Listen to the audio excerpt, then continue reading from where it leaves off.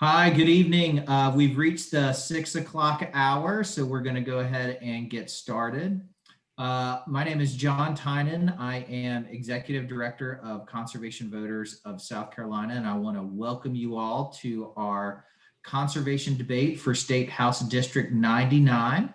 We're going to do a bit of introductions and we'll dig straight into the questions with the candidates who are joining us here today. I started by saying that this is House District 99, just for context. That includes Daniel Island, the northern portion of Mount Pleasant, as well as portions of Goose Creek and Hanahan, and I'm sure the candidates can correct me if I got any of that wrong. Again, I'm John Tynan with Conservation Voters. We are a nonprofit conservation organization that works across the state with a mission of fighting to protect the air, land, and water that you love through bipartisan and pragmatic political action. And in doing that, one of the great things that we get to do is introduce you, the voters, to the candidates and where they stand on environmental and conservation issues. So we're pleased to have a chance to do that today with these two great candidates. For introductions for our moderators tonight, again, I've introduced myself a couple times. We also have Jamie Lovegrove, who is a political reporter with the Post Courier.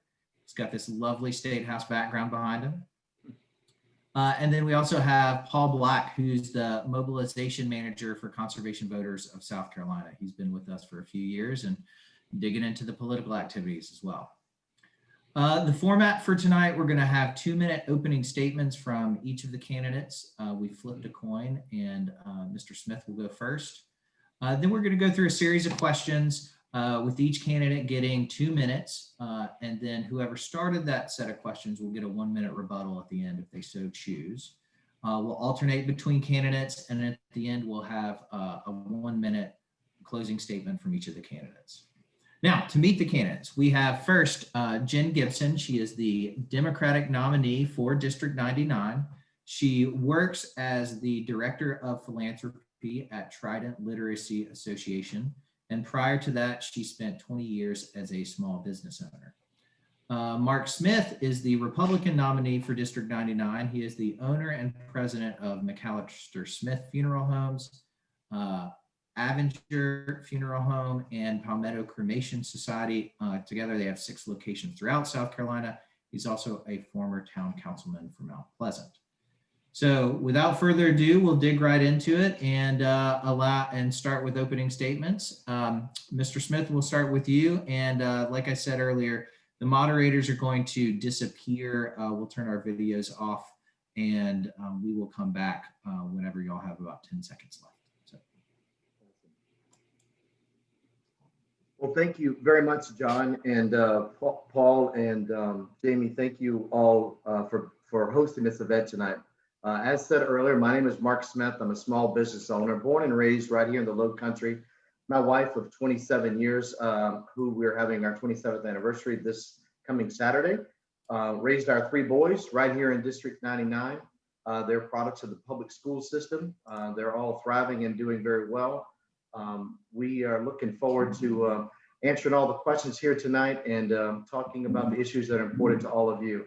A huge shout out to the CVSC and Post Courier for collaborating on this endeavor, and look forward to hearing from all of you, and hopefully you'll submit some questions tonight.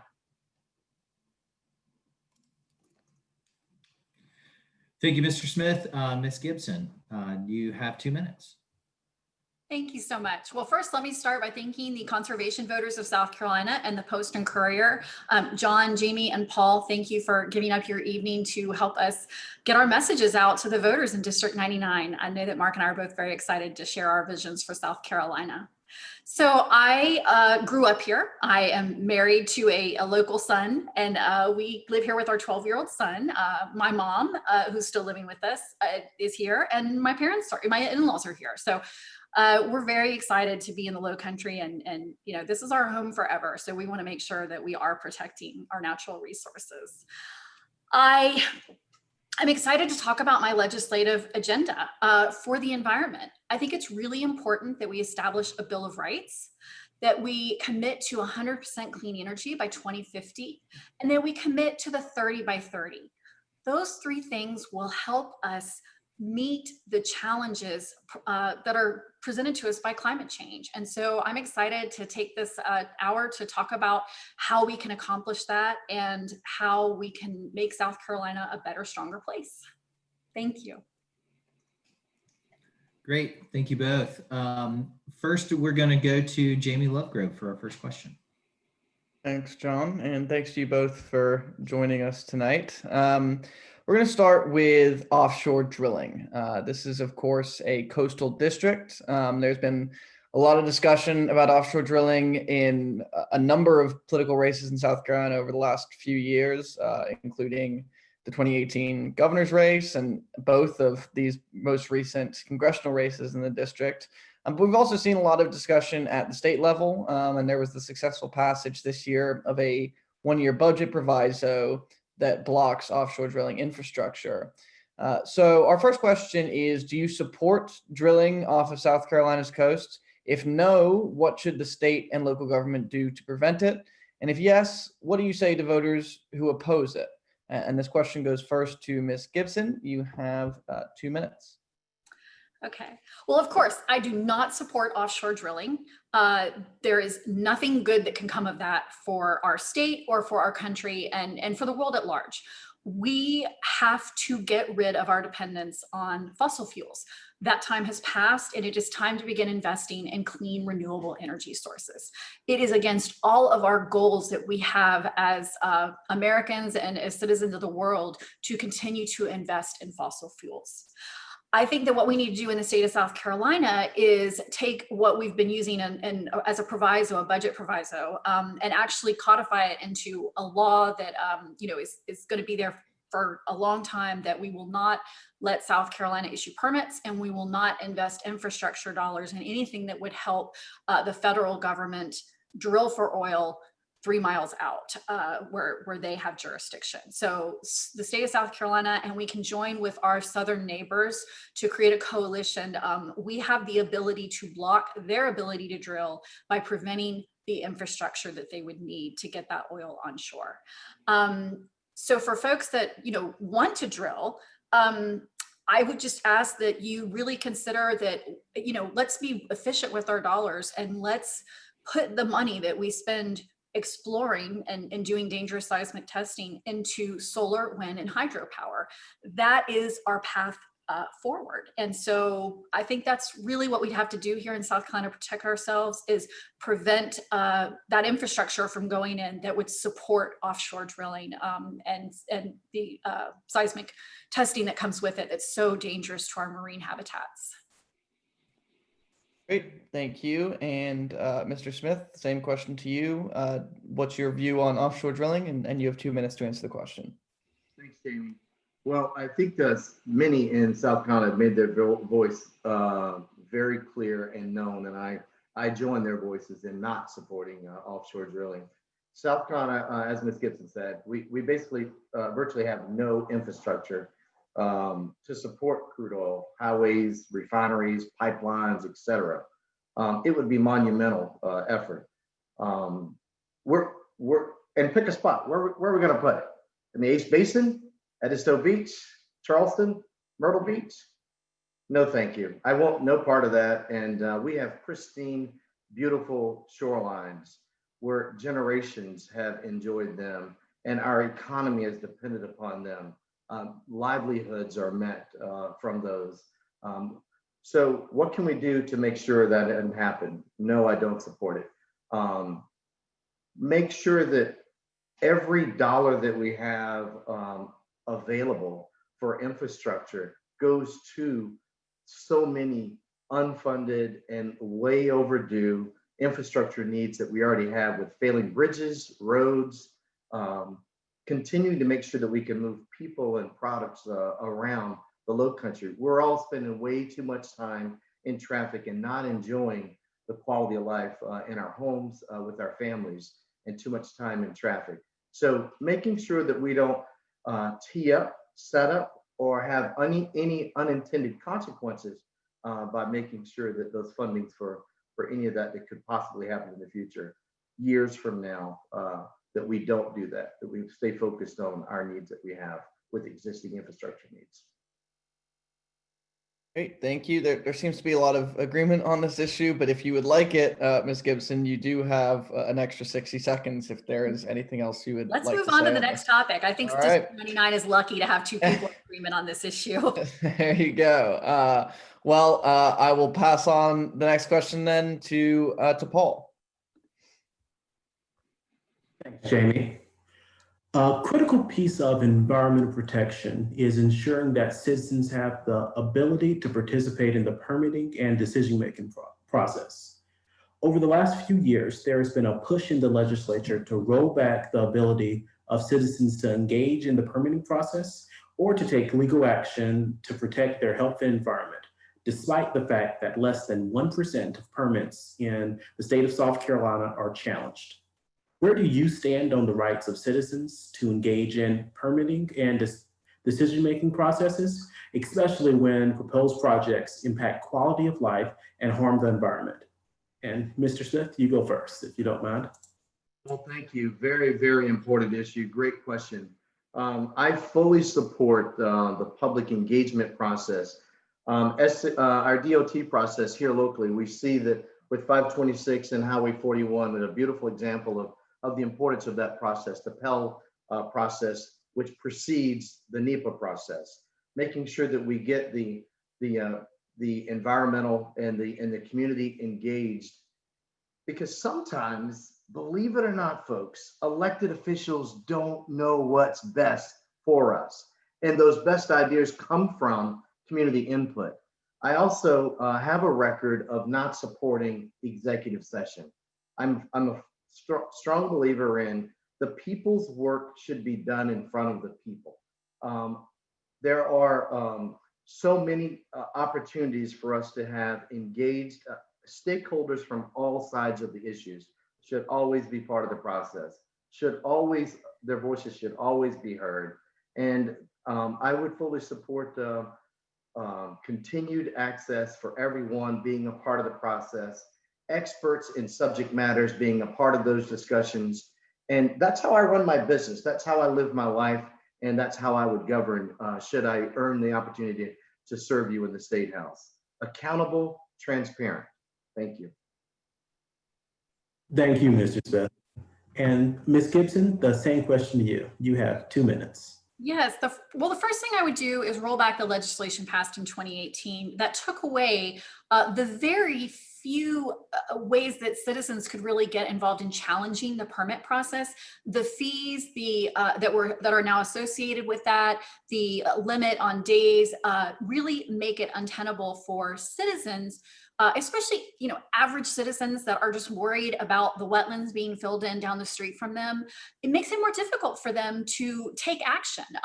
It's already a process that's shrouded in a lot of secrecy and not very transparent, and it's confusing for the average citizen. So that would be step one: is we got to repeal what was done before and go back to it was still not enough, but at least it was something that we could work with.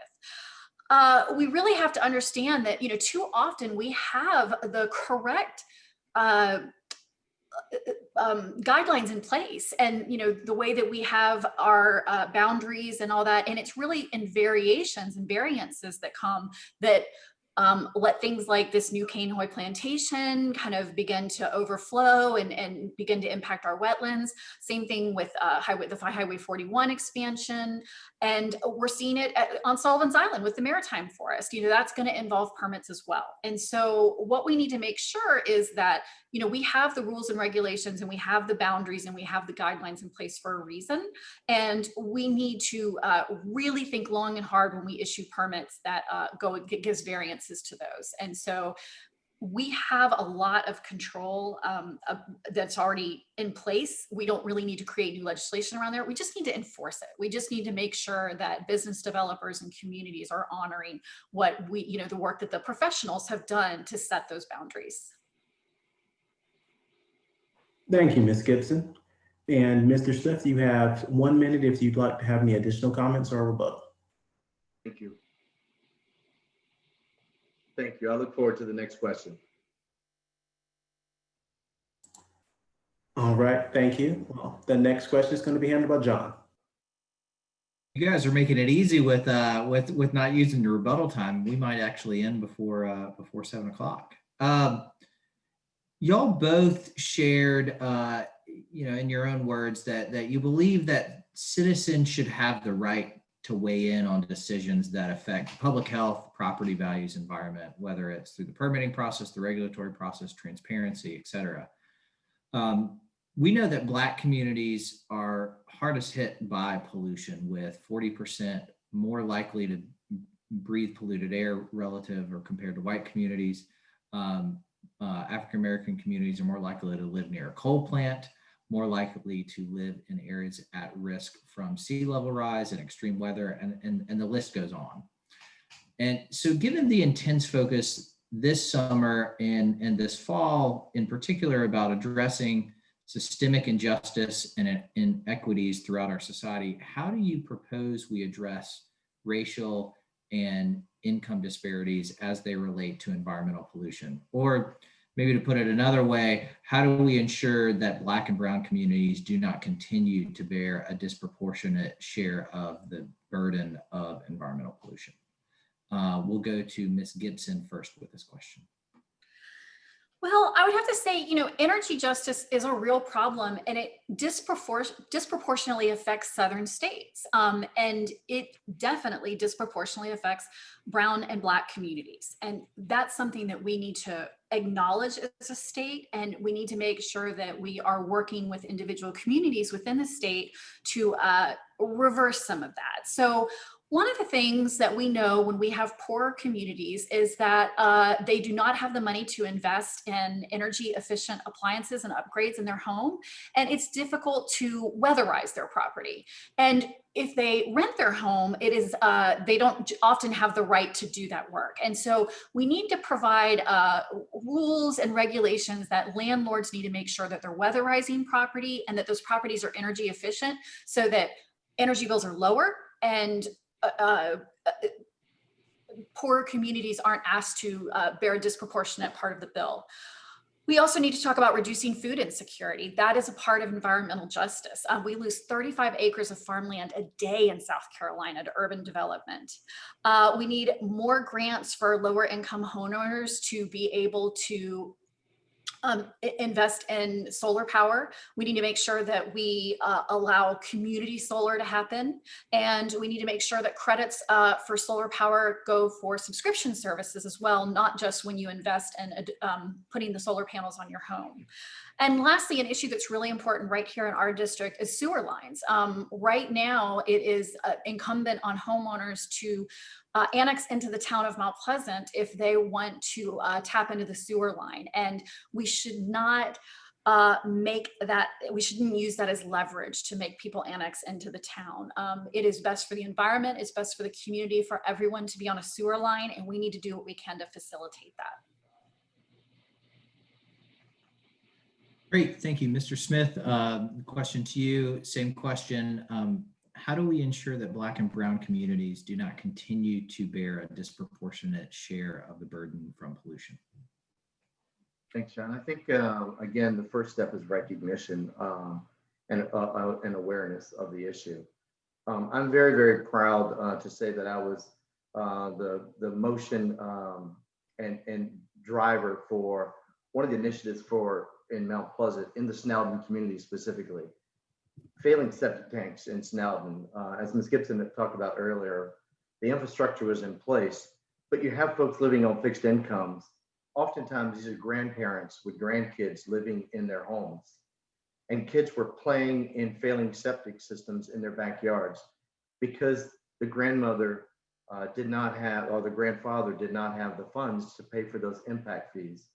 So bringing forth initiatives and creating a grant to pay for those tap-in fees are ways in which we can change the quality of life for community members like Snowden and around. So making sure that we're there to give a helping hand when a helping hand is needed. Also, to talk about the sewer, let's jump to the water.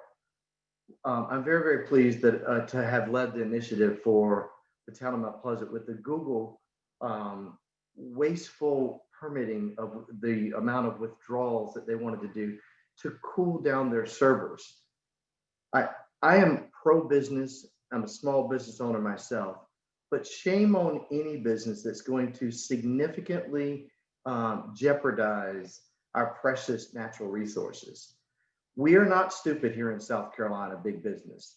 Treat us the same way you treated Georgia just over the line when Google had a server farm there. They cooled the servers by having reclaimed water. So why do it any differently here in South Carolina? So making sure that we're paying attention to the little person, making sure that we're paying attention to the big businesses, and that we're constantly being good stewards of our natural resources and putting those into action is what I would do should I have the opportunity to serve in the State House. Great, thank you, Mr. Smith. Ms. Gibson, you have an additional minute if you would like it. Ready to move on? Great. All right, so our next question is going to be about one of the biggest elephants in the room more broadly, which is climate change. Affects a lot of the other issues we're talking about, but is of course an issue in and of itself. There are a few districts probably in the entire country that have been more directly impacted already by climate change than yours, and that will be in the future. So what are your views on climate change and the impact that human-made contributions are having towards it, and what we can do to address that, and then also what we can do to address the impacts that it is having on sea level rise, on flooding, an increase in hurricanes and other extreme weather events. And Mr. Smith, this question starts with you, and you have 2 minutes. Great, thanks, Jamie. Again, first step, recognition. I think that we do have an issue, we do have a problem, and those who would say otherwise, try driving across the crosstown during these king tides and high tides. Not even king tides, high tides. The flooding issues that we've had around our area are a true sign that something has to be done. The seawalls that around the peninsula of Charleston, the setbacks that are required around with the new development in properties. We need to continue to pay attention to all of the setbacks and be good stewards as these the projects are redeveloped, because there's not much land that hasn't already been developed. So now we're talking about the redevelopment of those. Also, give credit where credit's due, the resiliency fund. Great, that's a first step. Let's continue to do more of that.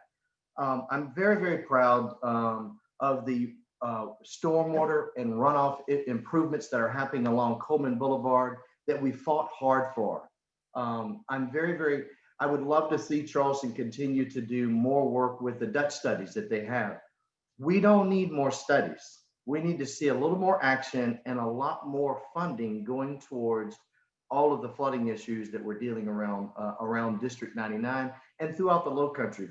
Water doesn't just rise in District 99. It's a regional tri-county area, and we need to work collaboratively together to make sure that we're continuing to have a good quality of life so we can continue to move people and products around safely, and more importantly, make sure that we're protecting property values and not harming our environment when doing that.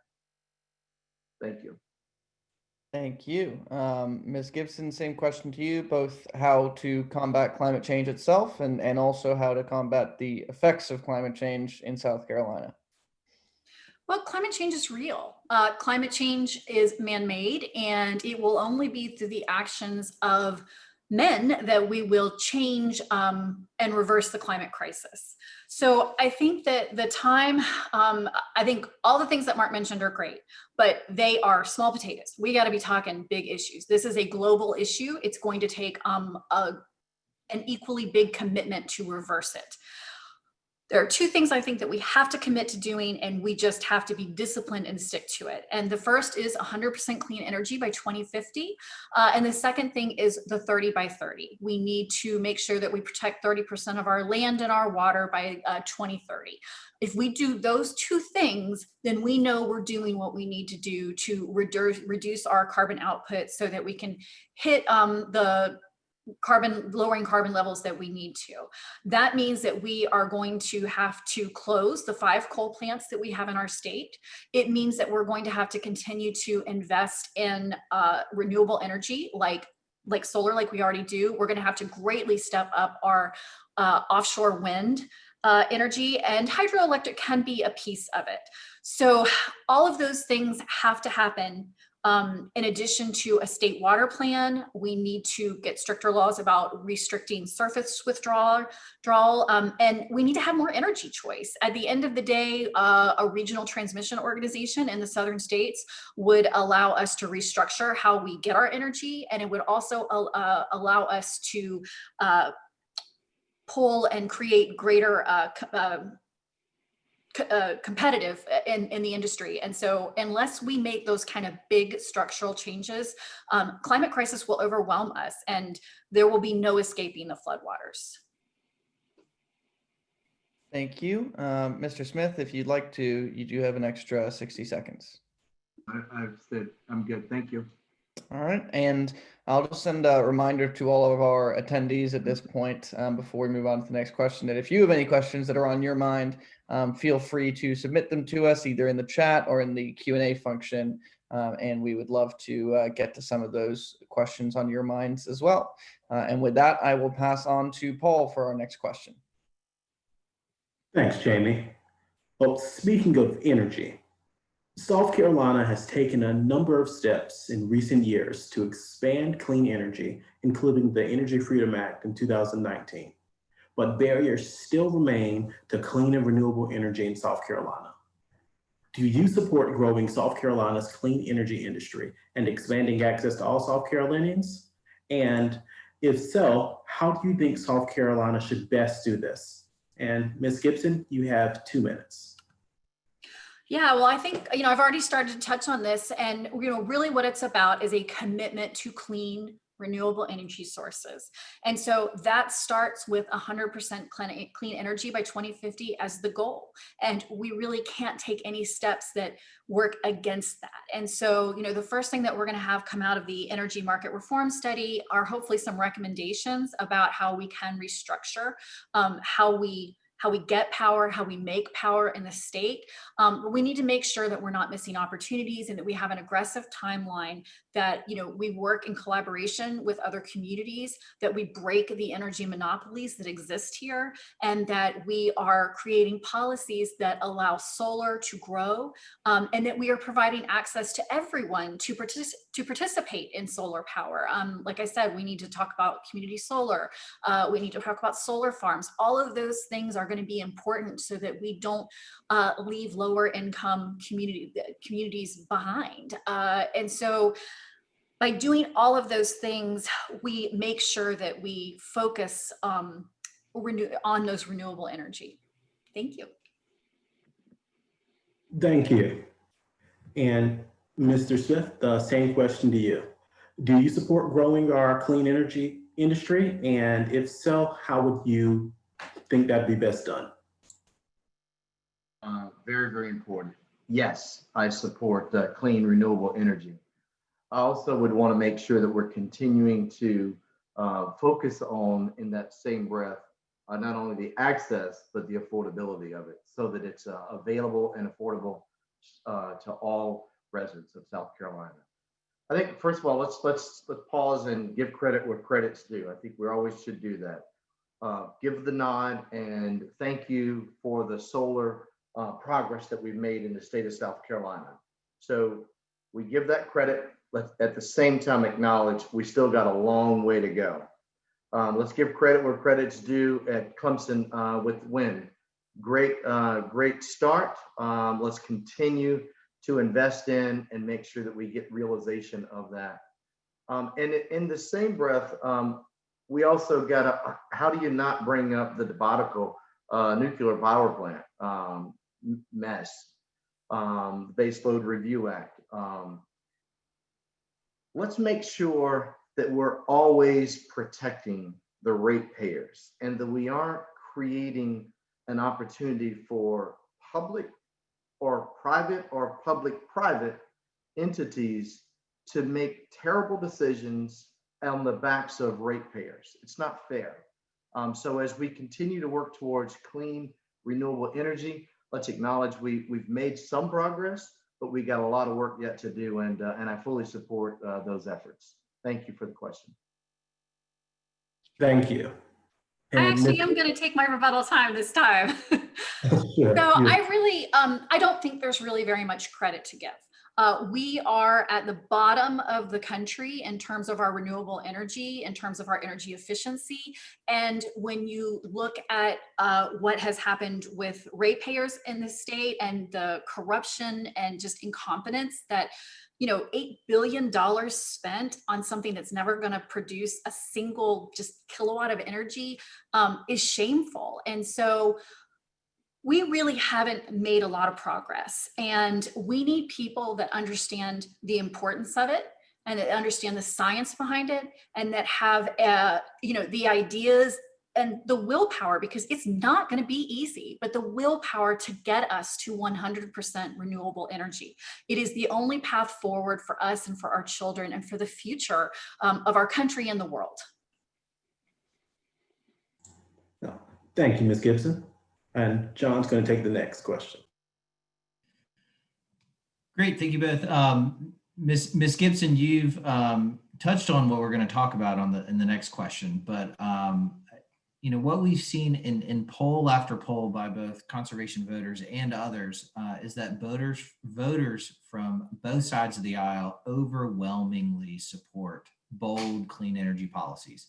And it's not just voters. We've seen businesses like Walmart commit to zero carbon emissions by 2040, announcements from Volvo and others about electric vehicle growth in South Carolina. And then even earlier this month, Google committed to achieving clean energy at their South Carolina facility 24 hours a day, 7 days a week. So, you know, in that context, you know, we've heard a little bit about 100% clean energy by 2050 or sooner. You know, do you all support getting to 100% clean energy by 2050? If so, how do we get there? Mr. Smith, the first response is for you. Sure, thank you, John. Yes, I certainly support the goal of getting there in 2050. How we get there, I think, as I said earlier, some progress is better than no progress. So I'm a collaborator, and I'm always I celebrate short-term wins. It's just how I'm able to move forward and feel good about the work that's being done and those around us. So any progress that we can be done, is there significantly more work one could do and legislation could do? Absolutely. But I don't think that acknowledging progress that was made should not be part of our dialogue and conversation. I'm a small town Bamberg boy. My grandma raised me up that you get a lot more with honey than you do anything else. So forgive me for having those small town values. I think that it's government, first of all, government can't do it by itself. There has got to be continuation of, John, what you were talking about earlier, private sector collaborating and partnering with the private sector, the public sector and the private sector coming together to collaborate.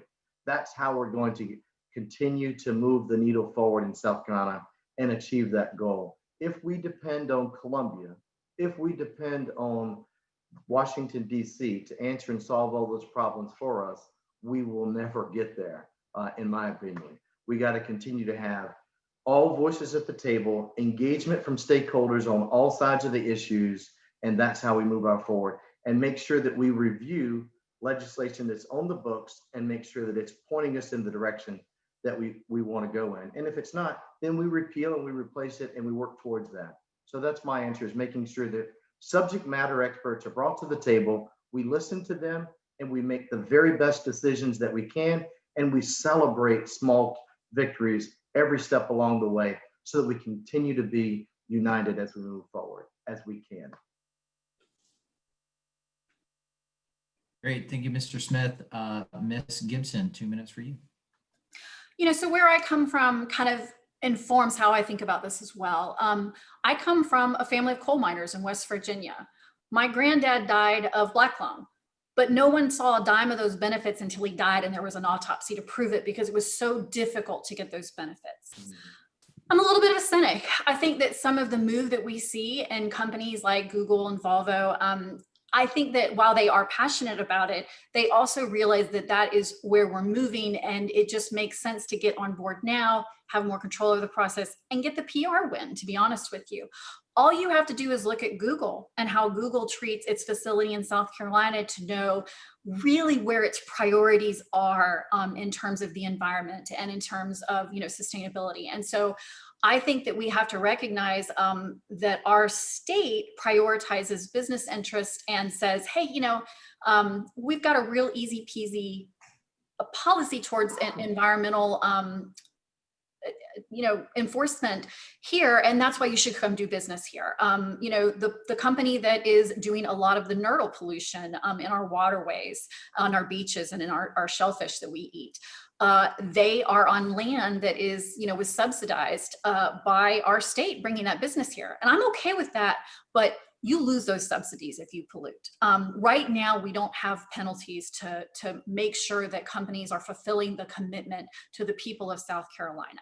So we need people that are going to be hard and going to make the hard choices and the hard laws, and sometimes tell businesses you can't do that, or you're going to have to pay a really big fine for that. We need people that are willing to have teeth and say, our environment and getting to 100% clean energy is more important than economic growth sometimes. Great. Thank you, Ms. Gibson. Mr. Smith, you have a 1-minute rebuttal if you would like it. Yeah, thank you. I think we covered that. All right. I'll turn it to Jamie. Great. Thanks, John. Our next question is about land protection.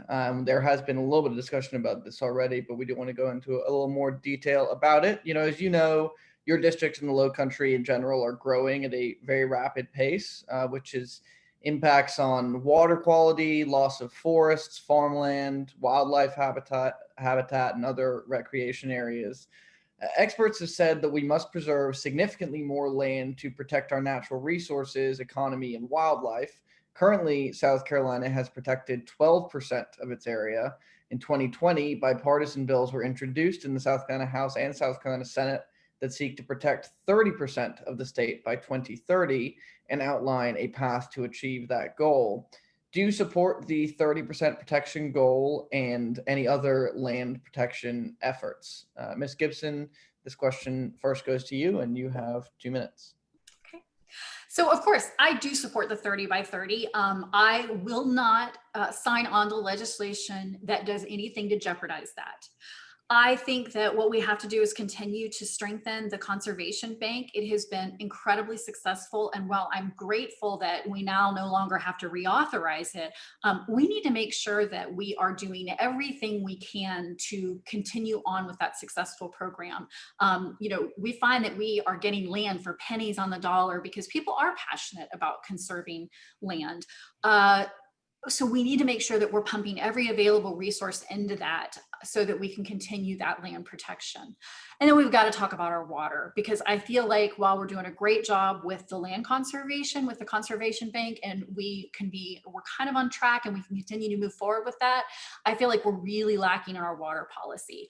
We need a state water plan that's sustainable and that, protects our surface water, that recognizes that, when we take water from the upstate, it actually has a huge impact here. The farming communities need to make sure that they are not abusing our water resources. And so I would say that we really need to do for water what we've already done for land in South Carolina and continue to push forward on that.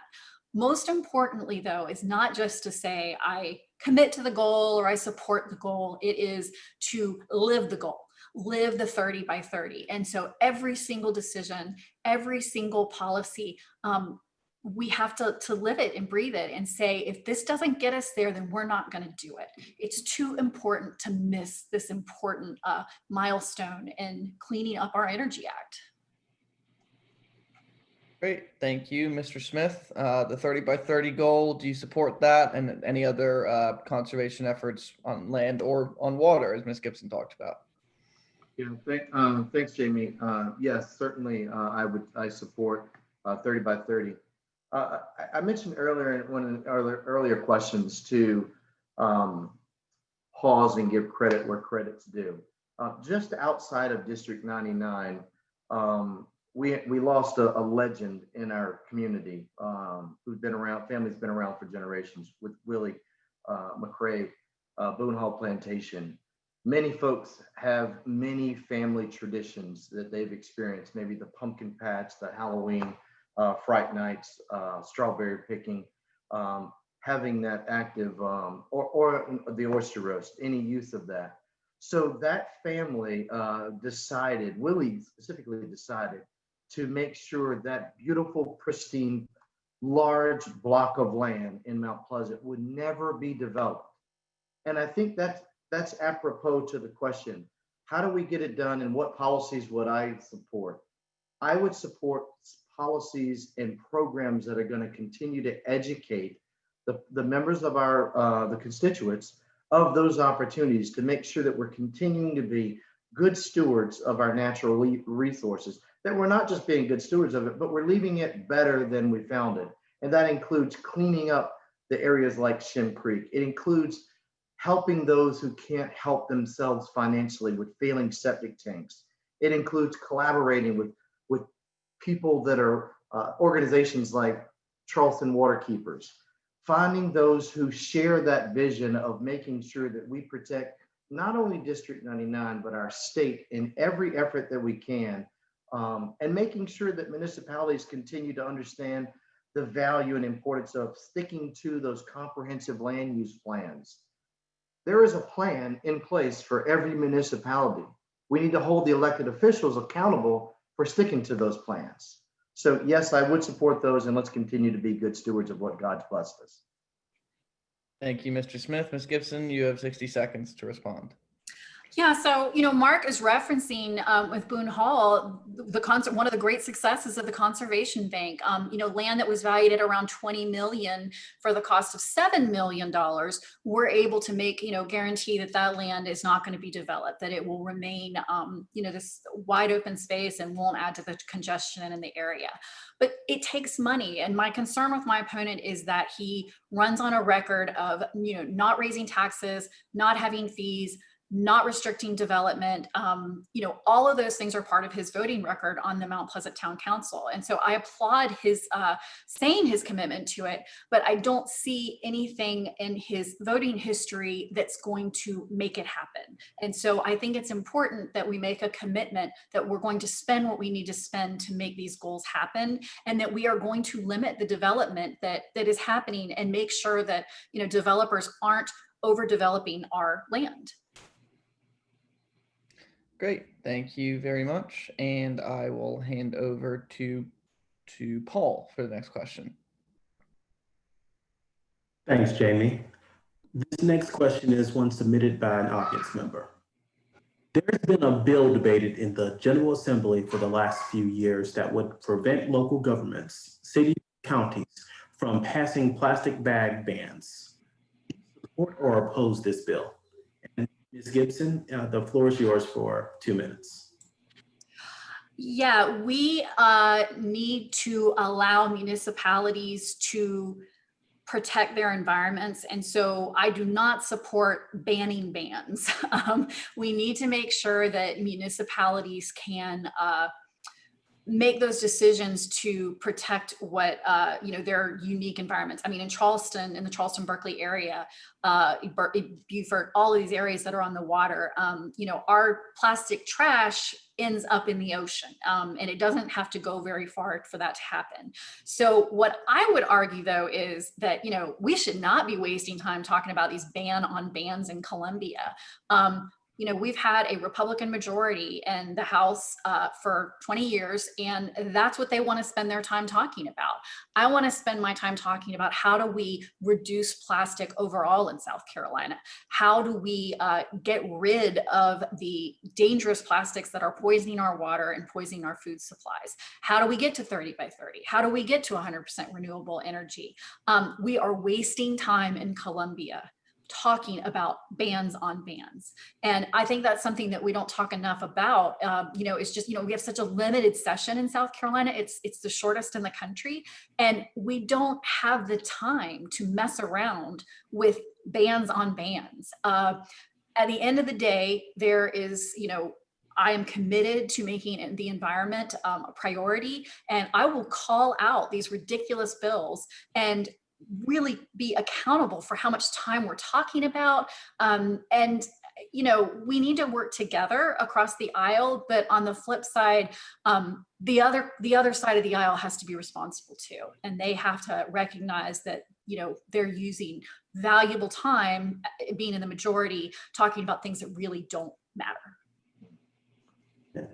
Thank you. And my apologies, I should have went to Mr. Smith first, but yeah, you have 2 minutes. How would you respond to the plastic bag ban bill? Yeah, it's even tough to say that, isn't it, Paul? The ban. So first of all, let me be very clear. I support home rule. Local governments know their local issues and should have those controls. So actually, I agree with Ms. Gibson on this. So Columbia's got bigger fish to fry when it comes to banning bans.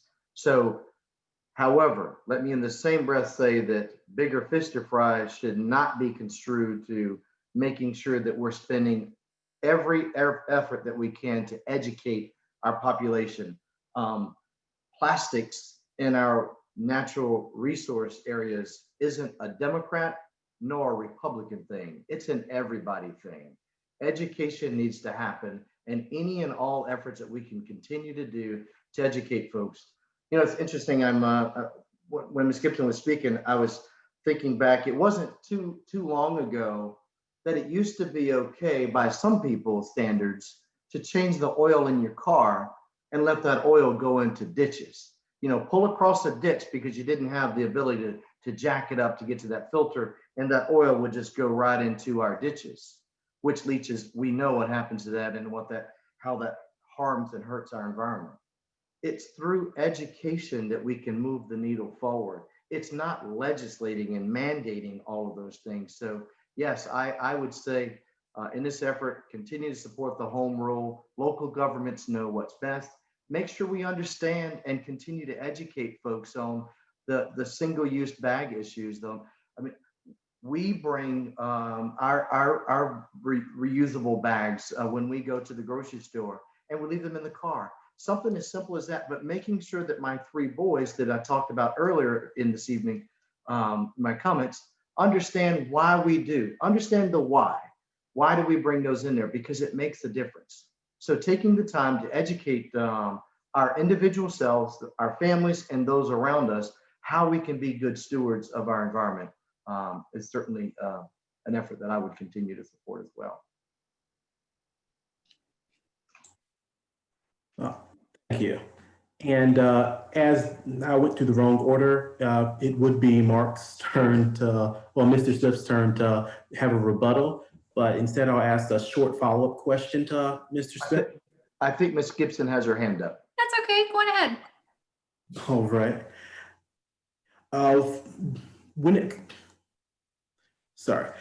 Well, if you'd like to go, Ms. Gibson, you can feel free to, or if you'd like to go, Mr. Smith, it's up to you how you can partition your time, your extra minute.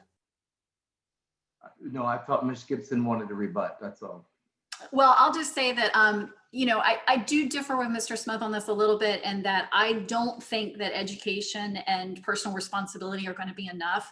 That oil that people let drain out, we knew that was bad for a while. And it really wasn't until we passed legislation and until regulations made it illegal that we saw people really stopping doing it. Unfortunately, 90% of the people can be doing the right thing, and the 10% of the people that are doing the wrong thing are still going to pollute our water and are still going to create the emissions that are going to destroy our environment. And so I do think that regulations are the answer in some situations.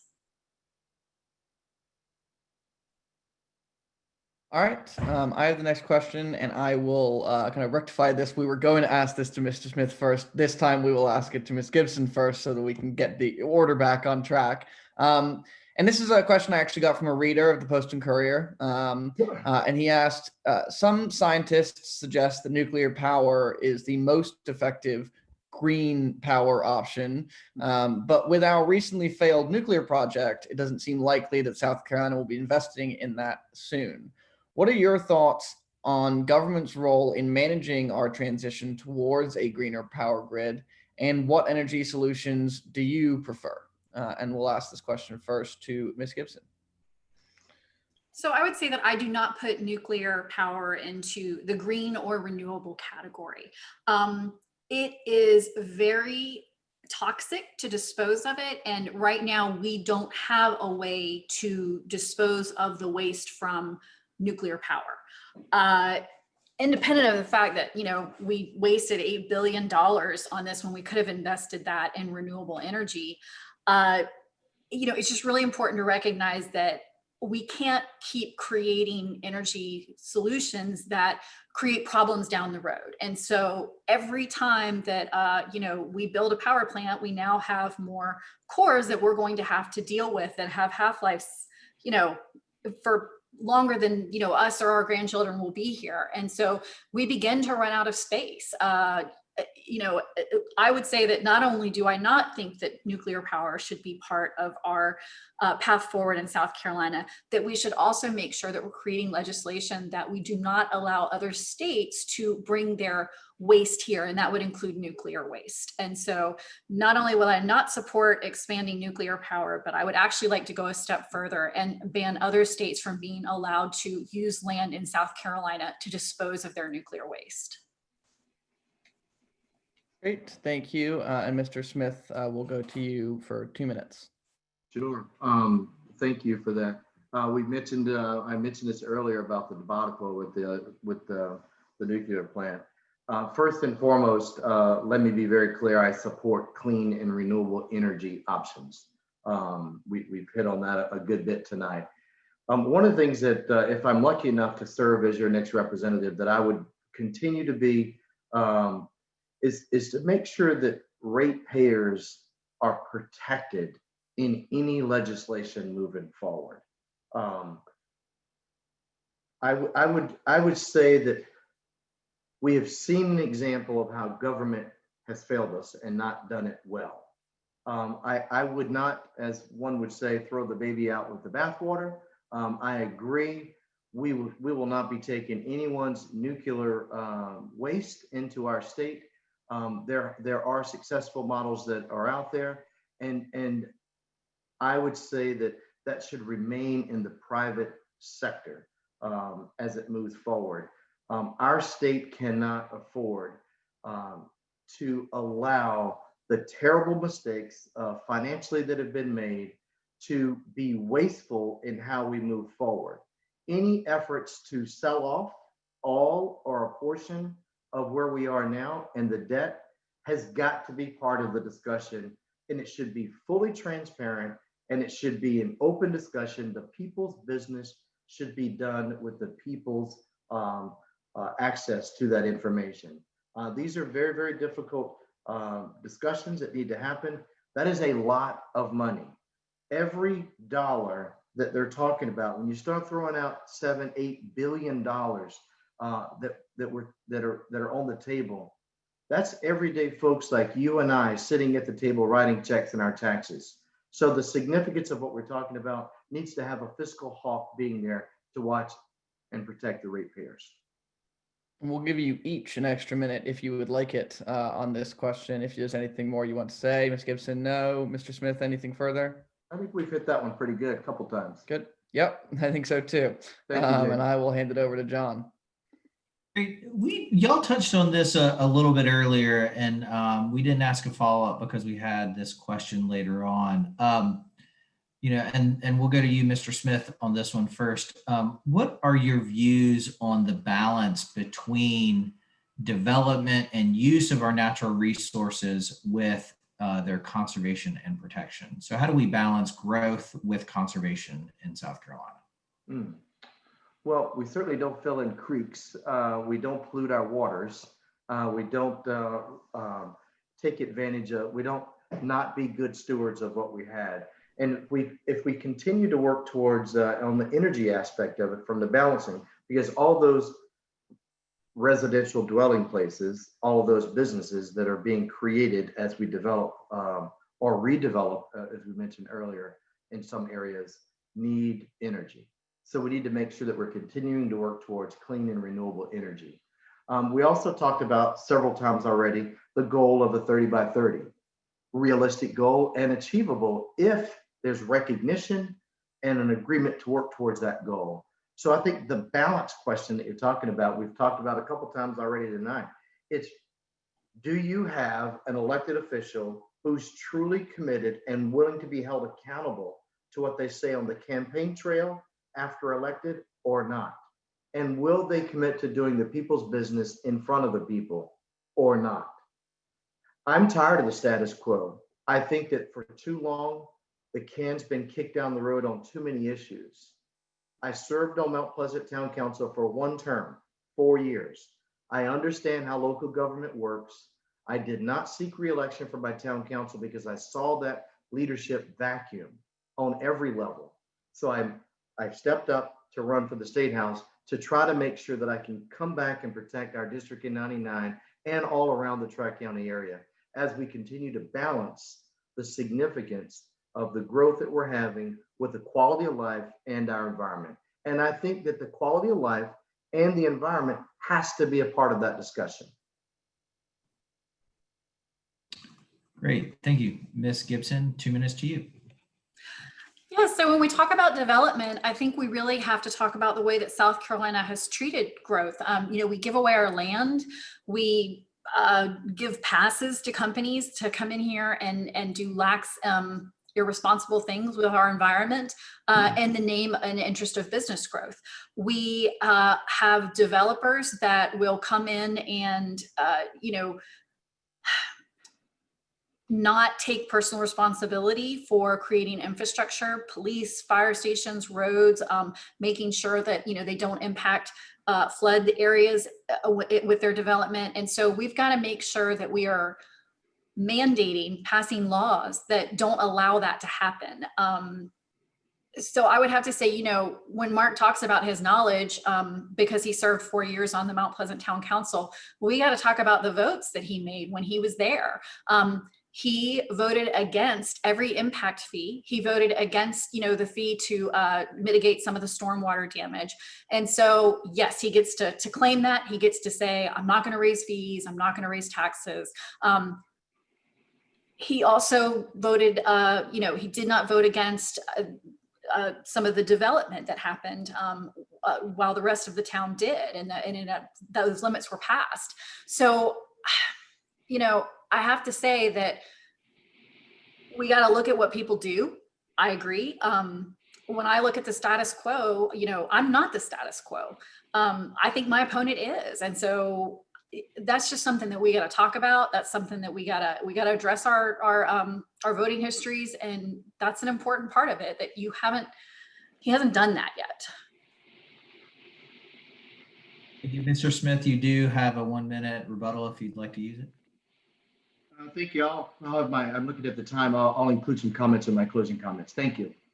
Okay, great. Well, with that said, we will have our closing statements. Thank you guys for a robust debate. Thank you for helping us move along. We got a good number of questions included in here. Ms. Gibson, I'll let you go first for closing statements since Mr. Smith started off. Thank you so much. Well, thank you to Mark for this great discussion. Thank you to Conservation Voters of South Carolina and the Post and Courier for sponsoring this debate and allowing us to talk about it. I think it's clear that, Mark and I have a lot in common. We both want to protect our quality of life. We both think that, the environment is an important part of South Carolina's growth, and we will both fight to protect it. the question is going to be who's willing to go the distance, who's willing to make sure that we hit these important goals like the 30 by 30 and like 100% renewable by 2050. These are not easy goals. They are going to require some pretty big shifts in thinking and some pretty big shifts in how we spend money in our state. And I'm prepared to talk to the people in our state, and I'm prepared to work across the aisle to help people understand how important it is and how we can't afford not to do this. Thank you. Great. Thank you, Mr. Smith. You have 1 minute for closing statement. Thank you again. Thank you to Jen and to Conservation Voters and Post Courier for this event tonight. Listen, I make no apologies for being a fiscal conservative and making sure that I guard and protect your tax dollars and treat it like the sacred trust that it is. I'm happy with my no votes on town council while serving for every fee and tax increase that we had. The quality of life and the surplus budget shows that those were prudent financial decisions. There was never a budget deficit. If I'm lucky enough to earn your vote to serve in the State House, I'll continue to have a very conservative, fiscally conservative voting record. I understand the impacts of small business. We got to fix our roads and bridges, and our teachers need to make sure they have someone looking out for them. And every child needs to make sure that they have a wonderful educational opportunities. And most importantly, I will never forget the little person. Thank you, guys. My name is Mark Smith, and my website is votemarksmith.com. Well, thank you. And Jamie, if you and Paul can join us back on screen, that's the end of our debate tonight. Again, this has been the Conservation Voters of South Carolina Conservation Debate Series. We've been here with Jen Gibson and Mark Smith from State House District 99. We've been joined by Paul Black here at CVSC, as well as Jamie Lovegrove with the Post and Courier. Thank you all for tuning in. Thank you for those watching on a recording. And thank you to all our hosts and the candidates for joining us tonight. We really appreciate it, and have dug into a good number of issues. So thank y'all. And with that, I guess we'll go ahead and close. Thank you. Thanks, guys. Good night. Bye, guys. Bye, Jen. Bye. Thanks, everyone.